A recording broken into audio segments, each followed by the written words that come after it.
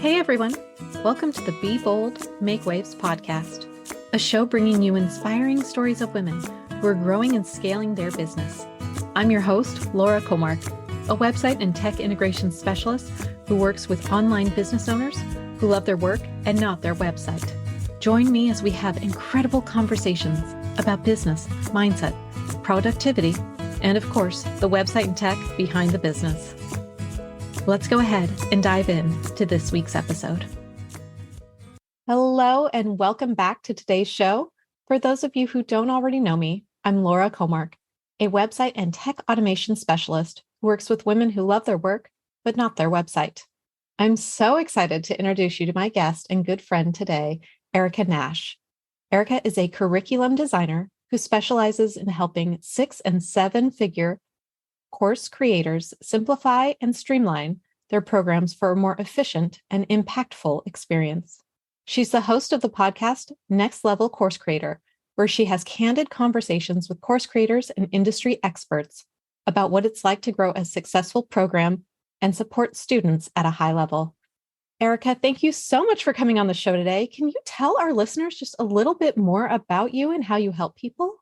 Yeah, thank you so much for having me. I'm excited to get to chat with you. I am a curriculum designer and course strategist for coaches who have hybrid programs. So they have a course and they have a group coaching component, and they are really involved in the course experience. So it's not necessarily that they have like a course and it's totally self-led and they are just kind of behind the scenes making sure that like the tech is all working and like the students are on their own. It's more of they are directly involved. Maybe they have weekly calls, maybe they have some sort of avenues for support, giving their students opportunities to get feedback, or maybe some group coaching on like Zoom calls or whatever that might be. I help them really make their courses where they are more efficient, more effective, and just essentially creating an experience that their students are going to want to come back to again and again, and really creating those like super fans and the ones that are going to help them not only grow their revenue because they're going to buy everything they do because they've totally bought in, but also grow their community because they're going to tell other people how amazing this person is. So that's kind of it in a nutshell. I love that so much. And I think that's so important because word of mouth is key in the online space, especially. I mean, I know when I'm in a program and I'm having an amazing experience and seeing just incredible results, I can't tell enough people about it. And when I see someone and I'm like, they're telling me a problem they have, I'm like, you should come join us over in this program because here's all the amazingness that you'll get in there. So I think it's so important. It's not just about getting people in the door. You have to really have a good experience once they're in the door, because that's what's going to make or break your business. Yes. Yeah, it really is. And I think, I don't know, it feels like we have shifted almost in this way of like, you know, what my like 2011, 2013 online courses really kind of started gaining some traction. Started growing 2018, 2020, we really hit like they were really popular. Everybody was kind of talking about them. A lot of people, if you were already in the online world, you saw a lot of people like releasing courses and stuff. And after 2020, we really started seeing a shift in the clients who were purchasing those courses really wanting something more than just this, like, here kind of, not that we were offloading the responsibility or whatever, but kind of saying like, here's this content, like go do it. They were really looking for community. They were really looking for support. They were really looking for somewhere to belong, especially when we were all in lockdown and we really were just not out in the world with each other anymore. And online courses are not going to go away. And so we really have to look at, how do we shift the model of this sort of asynchronous, self-led, and not even asynchronous, because that can be done with a lot of support as well. But the self-led concept, like how do we transform that into something that allows for students to be, I don't know, to find this place where they feel supported and they feel welcome. They feel like they're seen and heard and loved for who they are. And just really kind of taking that and turning it into this really welcome place, but also making it sustainable for the course creator, because that's an important piece too. And so all of that is so involved in this process of creating these super fans that will give you all of the referrals. Love that so much. Can you tell our listeners, how'd you get into this? What's kind of the backstory on how you got into your business? So I was a teacher, and I taught for 10 years, and I loved it. It was my entire identity, if I'm being completely honest. I mean, everything, like when I look back, like on, memories from like my social media posts, and I mean, it was all about being a teacher. I loved my students. I loved what I did. The majority of my experience was with teenagers, teaching them culinary arts. So it was it was just so much fun. It was just a lot of fun. But there was always a piece of me. I think I started my first quote unquote business, right? Like in 2011, probably from 2011 to 2013. And it was art type stuff. And so from then on, like it shifted and changed, and I did lots of different types of things, but it was always entrepreneurial. So I always had that sort of drive to do something outside of, my career as a teacher. But when 2020 hit, let me back up. I already had some chronic health issues, but when 2020 hit, and the level of stress involved in teaching skyrocketed. And to be completely frank, my body and my brain were just not equipped to handle it. And so I knew I was at the end, that was in my 10th year. And I knew that like, I didn't want to leave before 10 years. Like I had always said, like, I've really thought I was going to retire as a teacher, but I thought if I ever do anything else, like I do want it to be after 10 years. And so it was my 10th year, and it started in October, and I already knew at that point, like, oh, I'm going to have to make some decisions here, because I don't see how I can continue with my body the way that it is and do this job well and take care of the students the way that they need to be taken care of, teach them the way they need to be taken care of, and be a mom and be a wife and all of the other things, that all the other hats that I wear. And so it was February. Well, it was the end of January, 2021. And I told my husband, you know what, I'm going to finish the year and then I'll be done. Like I'll take this time to figure out whatever I'm going to do next. And then we'll go from there. So like, I'll go through May, we'll be good. I'll do something else. And then the very next week, I had a really bad flare, couldn't get out of bed. And then together we made the decision, like, okay, it's time. Like, I'm not going to be able to make it to the end of the year.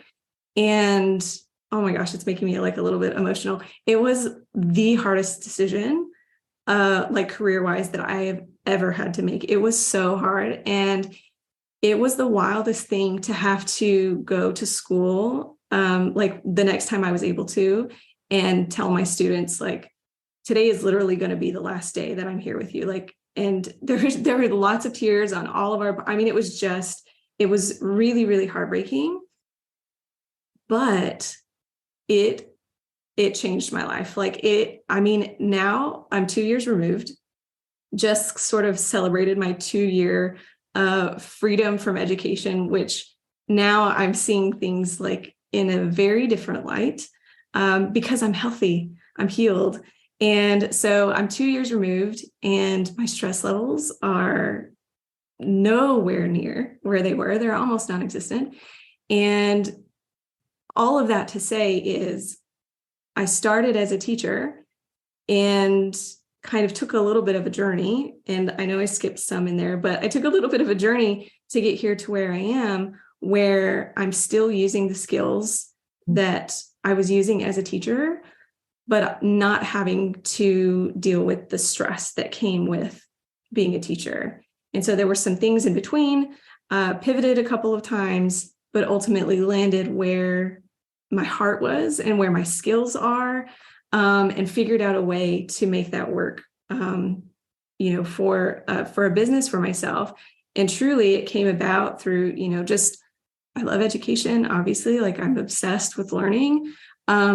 But I also I love to learn. And so I was taking a bunch of online courses myself and just saw an opportunity for these course creators, that are often DIYing their programs. And it's not to say that they're not doing that well, but sometimes as these programs grow, they just needed some support, some expert eyes to come in, somebody who wasn't so involved, emotionally in their content, to be able to make some unbiased decisions, and objective decisions about the content. That's such a powerful story. I didn't know all of that. So thank you for sharing. I think there's such an important piece that you brought up there too, about how, when we're so close to it, we can't always see where maybe the holes are, stuff like that. I know with clients, I do a lot of testing in the work that I do because I'm setting up a lot of the automations. There's a lot of testing I run through that. And I remember I had a friend I was helping with something which she had a sales page for something she was launching. And I went through, I'm like, well, just test it. Make sure, don't forget to test the checkout. And she was like, oh, I wouldn't have even thought to do that. And to me, it's just second nature. I mean, I did testing in corporate when I was on projects, and that was what I'm just really good at because I'm so detail oriented and I see the big picture. And I also think of all these other little ways it should work. That's just how my brain works. And so it's so interesting that when we are close to it, we all have different skill sets. And for us, it comes so natural. I mean, I am always just so impressed when I see teachers that come into the online space and create these courses and programs, and just, it takes off, because in my brain, I really struggle with outlining, and I wing a lot of things. I don't do a lot of notes. When I do a presentation, it's hard for me to take all the thoughts and put it on paper. And I find a lot of the times, and this could just be something that I've observed, I'm not going to say it's all across the board, but I feel I have this idea that teachers are so good at that because of all the years spent doing lesson plans and planning ahead. And it's fascinating to me how I see they work through all that. So I love that you're able to take that skill set that you have and just really apply it to the online space and help people have better programs that are able to support their students succeed. Yeah, thank you. And yeah, I think you're right. I mean, it is just, school and years of knowing how to do those things, having to do it every day, multiple times a day, most of the time. And it's funny though, because it took me a little while to recognize that was a valuable skill. Yeah. And there was a whole other side of leaving teaching and moving into the online space full time that I didn't realize I was going to come up against. And so there was a period of time where it was very much, I guess I would say, an identity crisis, in this idea of if I'm not a teacher, who am I? And how that cannot fit in this space over here. And so there was a little bit of a journey where I was like, oh no, this actually does have value in this space. And so yeah, it was definitely quite the transition to make. When would you say is a good time for your ideal client to come work with you? Where are they in their program process? How many iterations have it done? I'm going to go with the assumption that when someone's just launching something, that's probably not the time to bring you in. Right. Yeah. So, well, I have something really fun in the works that will be for those people that are, excuse me, that are just starting, but it's not ready yet. But for the people who I am currently working with, typically these are going to be people who have had about a year under their belt and I say a year only because if the program is like 3 months, then they've had 4 iterations, right? If the program is 6 months, they've had at least 2, or they've had a year's worth. Like if their program is 12 months, they've had a year's worth, and all of that, they've had a year's worth of data to collect to be able to show me so that I can help them then make data-driven decisions, because that's the name of the game. And I am never going to go into somebody's program and make suggestions just because it's trendy, or because, this other course creator is doing it and it's working for them, or because of whatever. Like, it's always going to be data driven. And so that is one of the big things, is that they have had about a year under their belt of students going through their course. It can be different iterations, but preferably it would have been one iteration where they're able to gather a bunch of data and it's not constantly changing. The other thing is that, kind of like I said earlier, they're at a point where they are helping their students they are directly involved. And that's not to say that they're like doing a ton of like one-on-one kind of stuff, but they are not completely removed from the course experience. They have a hand in supporting them. They've given them opportunities to be able to interact with each other within the community, as well as with themselves, even if it's in a group setting. And they are also at a point where the course was probably DIY'd at the very beginning, right? Like, they had this goal, this dream, they put together this course, and then over time, it's kind of grown, maybe become a little bit bloated.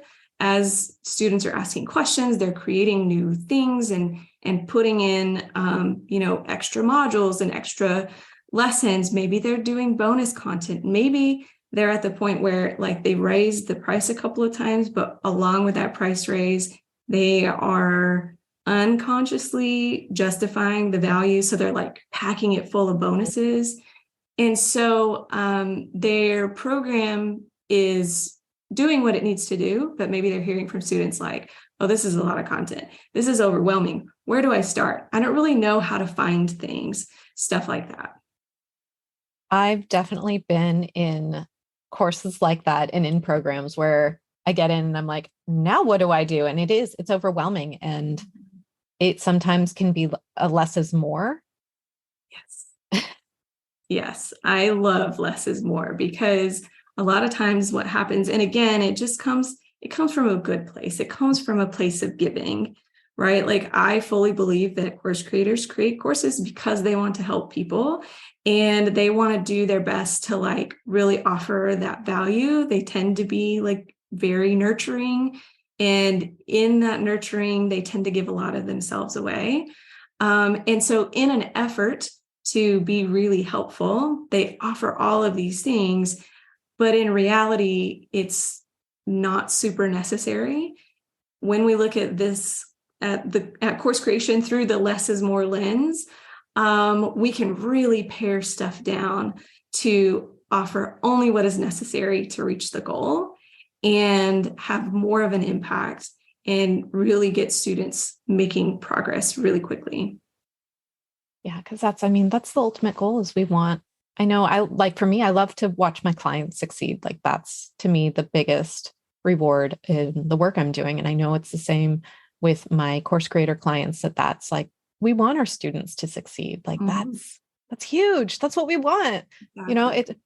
I know I have my DIY website launch kit and I've had people buy it and I can see in Member Vault, like, they've never looked at it, like it's there. And I'm guilty of that too. I have so many courses I've purchased over the years I've never opened, but I have it.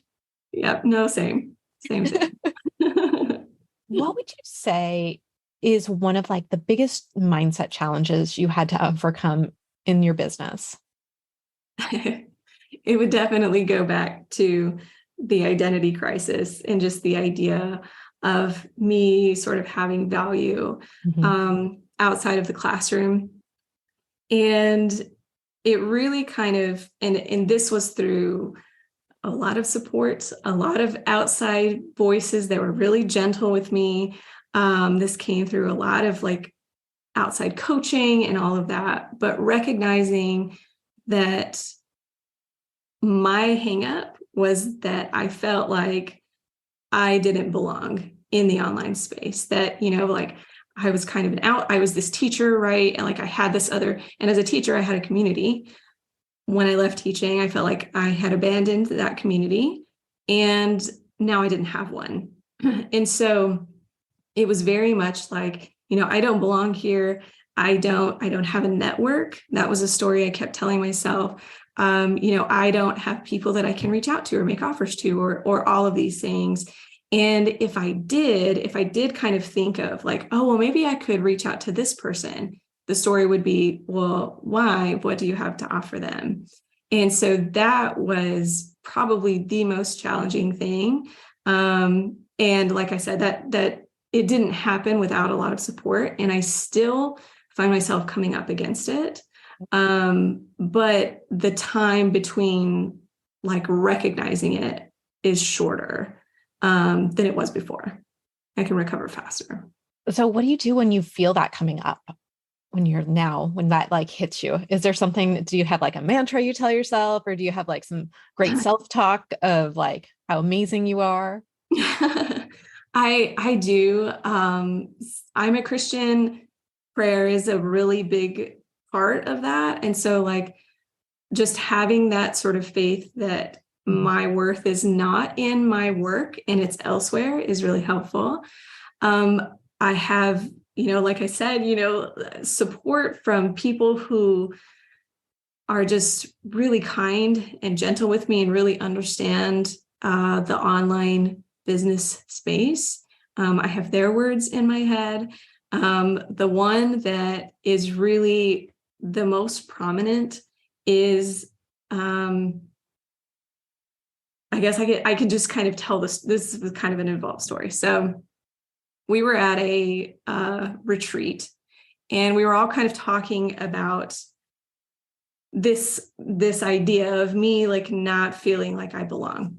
And we were talking about how I was going to produce this podcast. I hadn't started yet. I was going to produce this podcast, and that I was afraid that I was not going to have enough people to reach out to interview. And so all of you guys were like asking questions. And so, I was telling you all sort of what the podcast was about, what the point was. And Lee Scott asked, so is somebody else having this conversation? And I said, well, no, not really. Not that I've noticed. And she said, well, then build your own table. Of course you belong at your own table. And I was like, what?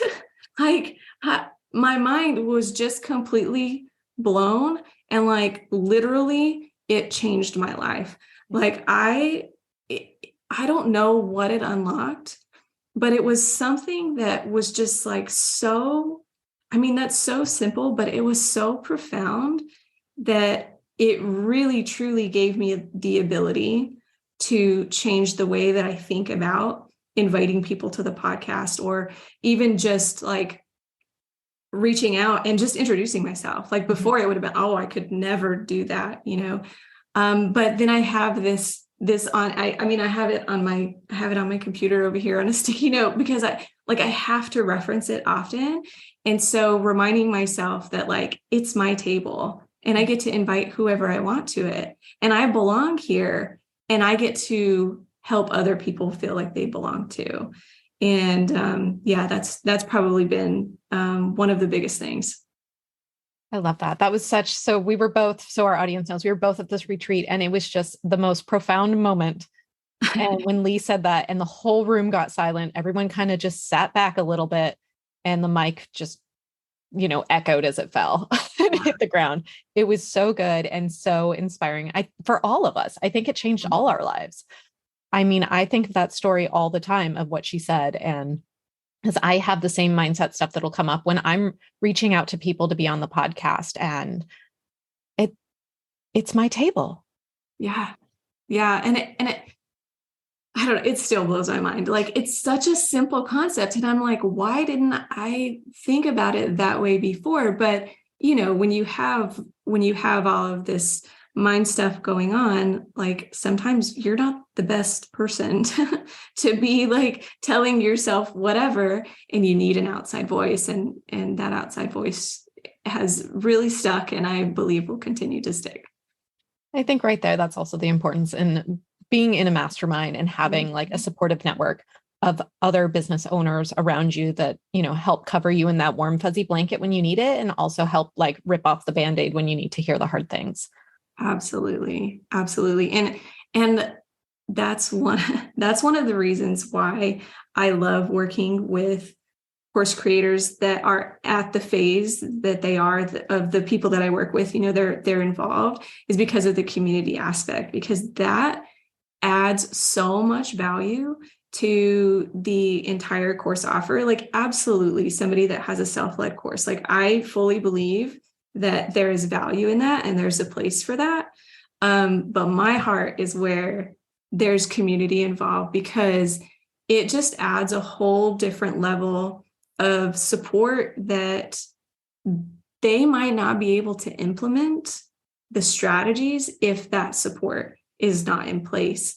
And what happens is, if the support is not in place where they're able to like go and like process some of these things that they're thinking, there's going to be, it becomes a roadblock, right? And so like, maybe the course creator is asking them to do something, and maybe on the course creator's part, this doesn't feel like something that's very scary, but to the course taker, it feels really scary. So it becomes a roadblock, right? And if there's no one that they can process that information with, then what's going to happen is, most of the time, that course taker, that student, is going to get stuck, and they are not going to move forward, and then they're going to disengage. Mm-hmm. And what's going to happen is, once they're disengaged, it's really hard to get them back, for one. But two, it's then in their mind, a lot of times it's going to be like, well, that didn't work for me. That didn't work for me. Don't take that course. That one didn't work. Take this other course, where they're getting their needs met. And so we have to kind of look at those things. We have to look at the community aspect as a need rather than like a bonus.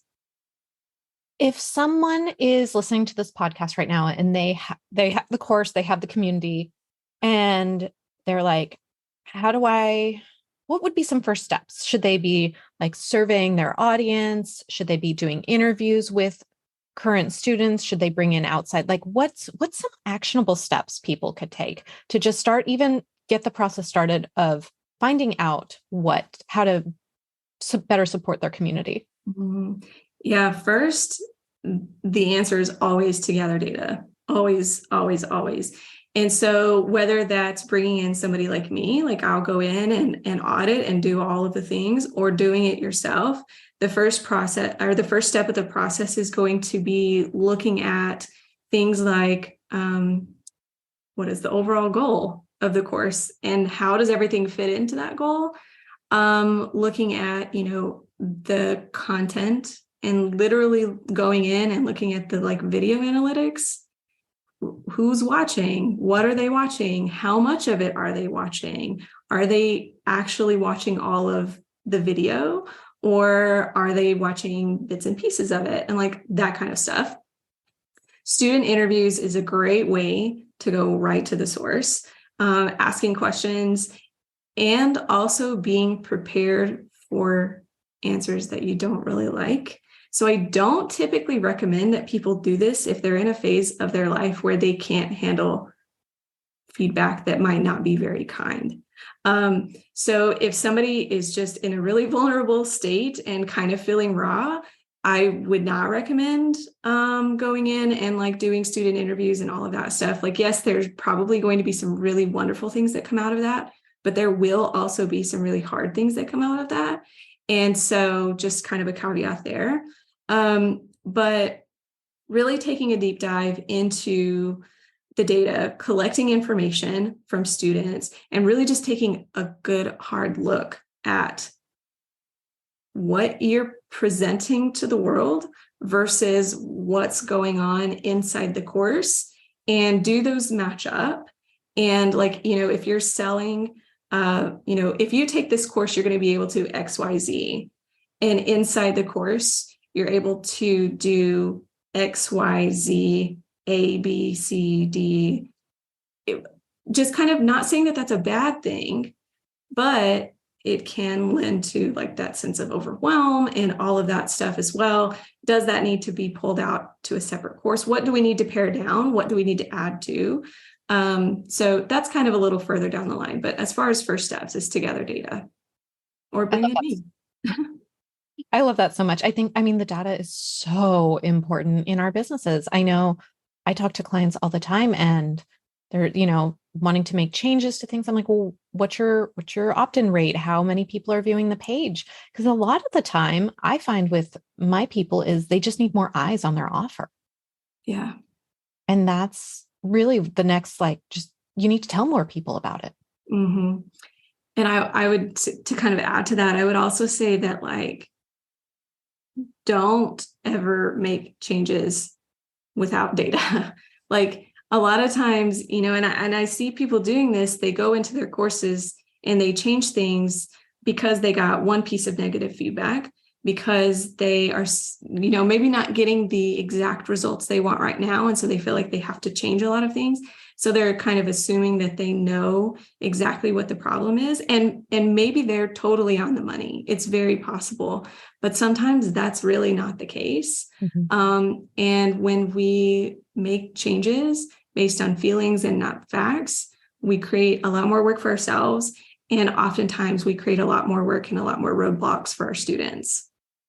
So good. So good.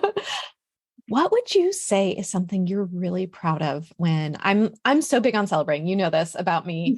I love celebrating with wine and cheese. I'm just really big on celebrating my friends and colleagues. And I would love to know what's something that you're really proud of that you've accomplished in your business. Honestly, that I didn't burn it all down.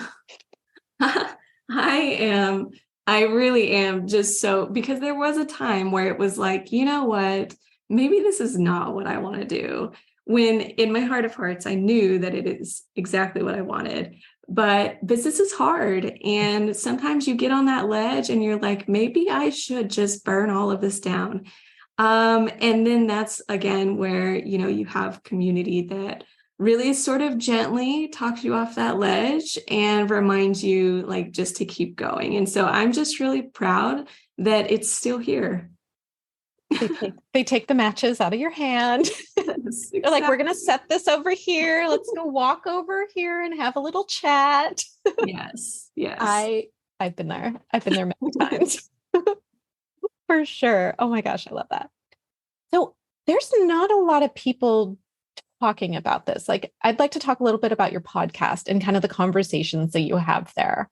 Can you talk a little bit more about the Next Level Course Creator podcast? Yeah. So the podcast is, I really wanted to give course creators a space to have really candid conversations about the lesser talked about things involved in running a course where they're supporting students at a really high level, because it's different than one, running a self-led course, but two, most of the conversations surrounding course creation are about marketing and getting new leads or just setting up a first course. There's not really a lot, at least in my research, there's probably something out there, but I haven't come across it yet.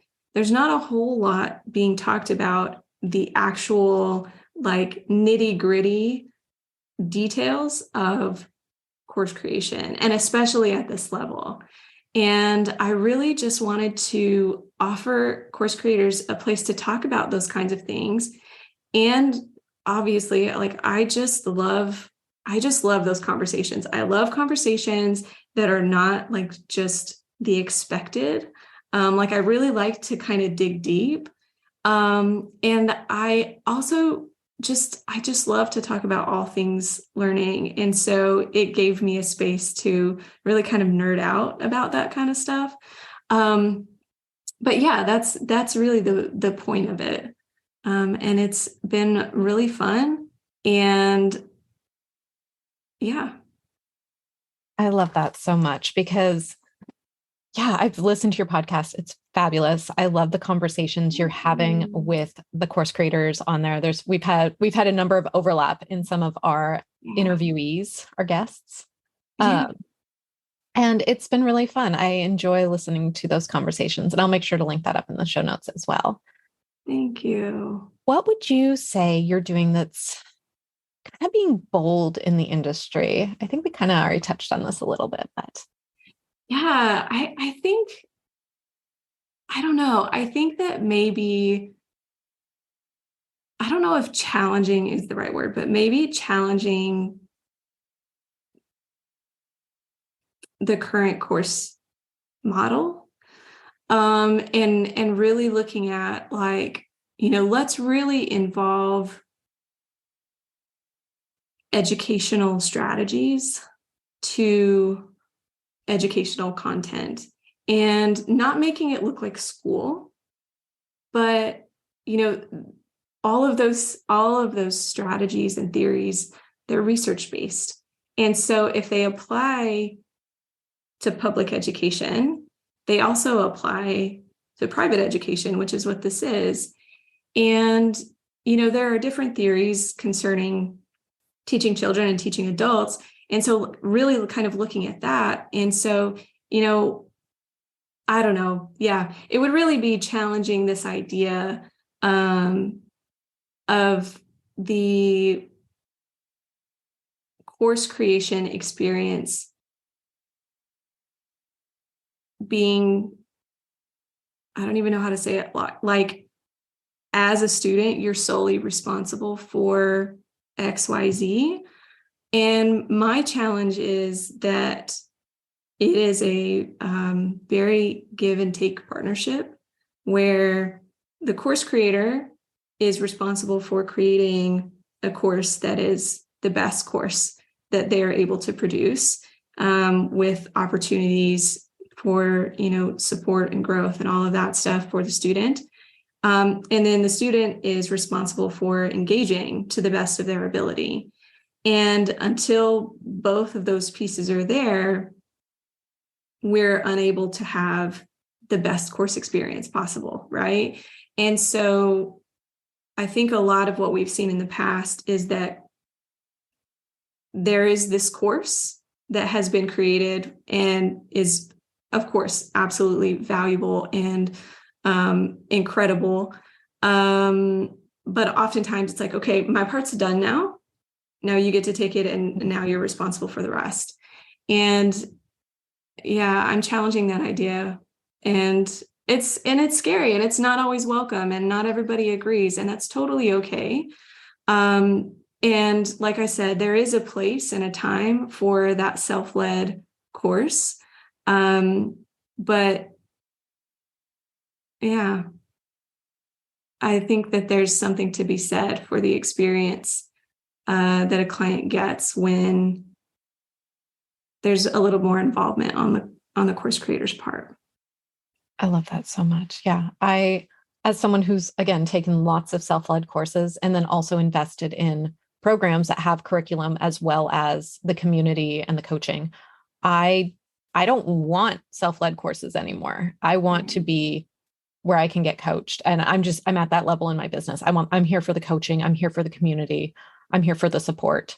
And so really being in programs that are geared towards the focus of the success of the client with those aspects is something that I look for sure. Yeah. So I love that so much. Well, Erica, I have one final question that I ask everyone who comes on the show.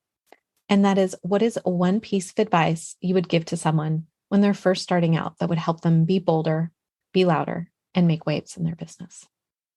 I think we've already touched on it quite a bit in this episode, but it would absolutely be support, finding support, whether that is a coach or a group of people that are like-minded enough to you to understand what you're going through, but not quite so like-minded that they can't challenge and stretch you, or whatever it might be. But finding support because there are going to be times where you come up against things that you can't process on your own.